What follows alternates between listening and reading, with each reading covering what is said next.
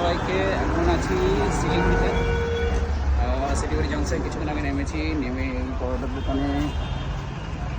দোকানে পরোটা খেয়ে সাইকেল পুরো সেট আপ করেছি। কমপ্লিট সাইকেল খোলা ছিল, খুলে একটা ব্যাগের মধ্যে রাখা ছিল, ব্যাগটা ভিতরে আছে। এই ব্যাগে নয়, এর ভিতরে আরেকটা ব্যাগ আছে যেটা আমার সাইকেল ক্যারিং করার ব্যাগ। তো সেই ব্যাগে পুরো পার্সেল করে নিয়েছিলাম সাইকেল থেকে। পরে খুলে বাসে করে নিয়ে এসেছি শিলিগুড়ি কলকাতা থেকে।